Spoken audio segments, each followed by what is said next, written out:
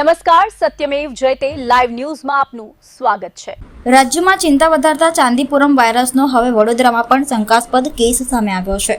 પહેલી વિસ્તારના એક બાળકને ગોત્રી સરકારી હોસ્પિટલમાં સારવાર હેઠળ રાખવામાં આવ્યો છે, જ્યારે લોહીના નમૂનાઓ તપાસ માટે ગાંધીનગર મોકલવામાં આવ્યા છે। વડોદરા શહેરના ભાયલી વિસ્તારમાં રહેતા એક બાળકમાં ચાંદીપુરમ વાયરસ જેવા લક્ષણો જોવા મળતા તેને તાત્કાલિક ગોત્રી સરકારી હોસ્પિટલમાં દાખલ કરવામાં આવ્યો છે। હોસ્પિટલ દ્વારા બાળકના લોહીના નમૂનાઓ ગાંધીનગરની લેબમાં તપાસ માટે મોકલવામાં આવ્યા છે। બીજી તરફ સયાજી હોસ્પિટલના પીડિયાટ્રિક વિભાગમાં ચાંદીપુરમ વાયરસના 3 દર્દીઓ સારવાર હેઠળ હોવાનું જાણવા મળ્યું છે, જેમાં એક બાળકની હાલત ગંભીર હોવાનું હોસ્પિટલ સૂત્રોએ જણાવ્યું છે। આરોગ્ય વિભાગ સમગ્ર સ્થિતિ પર નજર રાખી રહ્યો છે અને રિપોર્ટ આવ્યા બાદ આગળની કાર્યવાહી કરવામાં આવશે।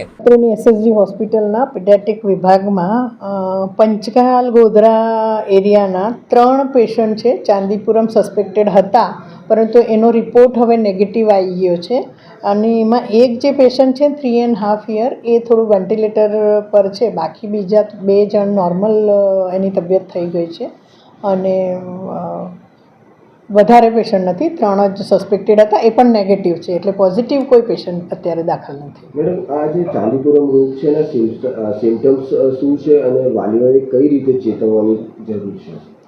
ચાંદીપુરમ એક વાયરસ છે થી થાય છે, એટલે નોર્મલ એના સિમ્પટમ જ હોય છે, ફીવર ને એ બધા જ, એટલે વાલીઓ મોસ્ટલી તો બધા અમે ધ્યાનમાં આવ્યું છે ત્યાં સુધી પંચમહાલ ગોધરા છોટાઉદેપુર સાઈડના પેશન્ટ હોય છે, તો ત્યાંનું તંત્ર થોડું એલર્ટ થાય અને ચોખ્ખાઈ થોડી કે સેન્ડફ્લાયથી જે થાય છે એ બાબતમાં થોડું ધ્યાન રાખે, ચોખ્ખાઈ રાખે અને છોકરાઓને જો સિમ્પટમ થોડા ઘણા બી નોર્મલ ફીવરના કે એવું દેખાય તો તરત ડૉક્ટરનો કન્સલ્ટ કરે, ઘરગથ્થુ ઇલાજ કરીને સિરિયસ થાય ત્યાં સુધી રાહ ના જોઈ, તરત કોઈ પણ નજીકના દવાખાનામાં બતાવી દે અને એની ટ્રીટમેન્ટ શરૂ કરે।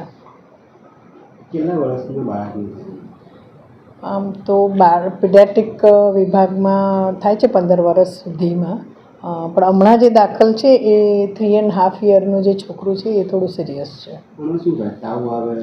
નોર્મલ સિમ્પટમ વાયરલ જે હોય છે એ જ છે, તાવ આવે એ જ વધારાનું સિમ્પટમ હોય છે।